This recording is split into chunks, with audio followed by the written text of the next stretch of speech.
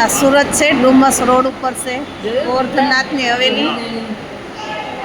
સુરત છે, આ ડુમસ રોડ છે, ગોવર્ધનનાથની હવેલી છે. અહીં દર્શન કરવા આવ્યા છીએ. અમે પણ દર્શન કરી ભગવાનના, તમે પણ કરો ભગવાનના દર્શન.